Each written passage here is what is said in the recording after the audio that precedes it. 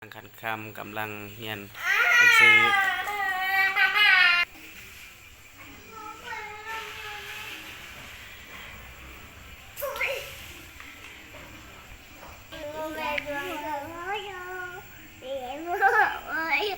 ตอนนี้นั่งคันคำกำลังเขียนบทเรียน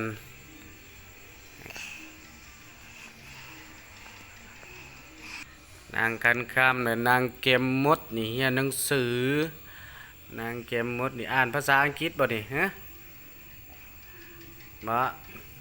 อ่านภาษาอังกฤษ A B C อยู่ไส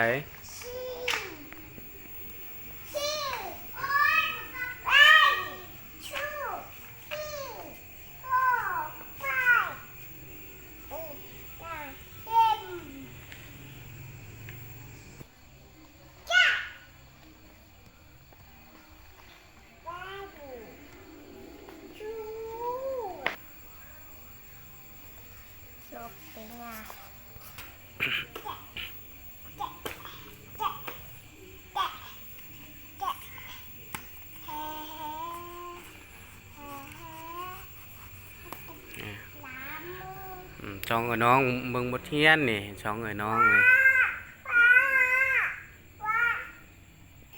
ฮะอาบน้ำเลยบ่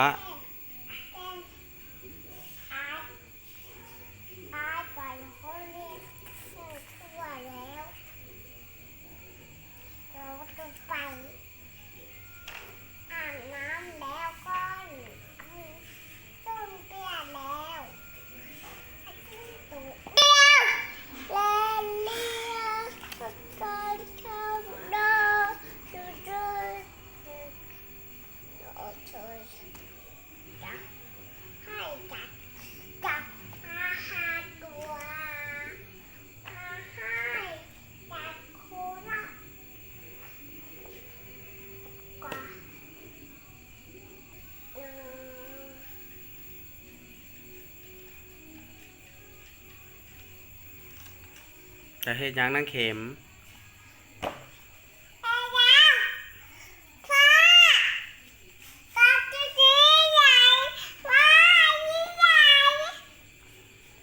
ลมพัดฝนตก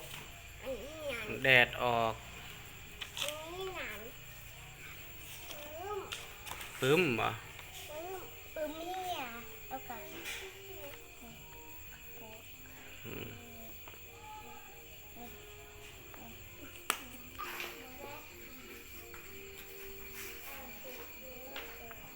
นี่ซ้ำกับน้องเพิ่นกำลังเรียนหนังสือนี่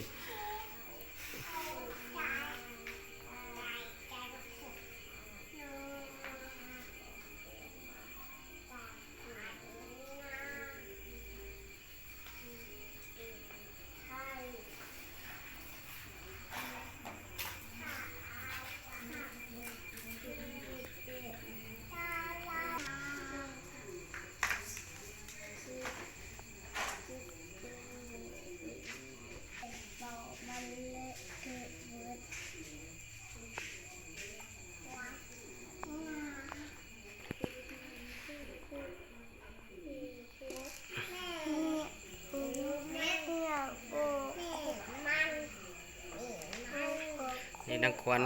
ได้ดีอ่านหนังสือดิพอมาเก่งโรงเรียนบ่ไปให้อ่านหนังสือได้เฉยนี่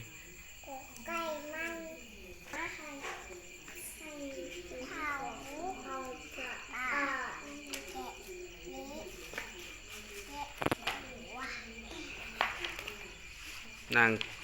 เข็มมดอ่านหนังสือบ่พี่พ่อเรียนอย่างไรบ่เป็นพ่อน างกันคำเป็นผู้เขียนนี่พี่พ่อ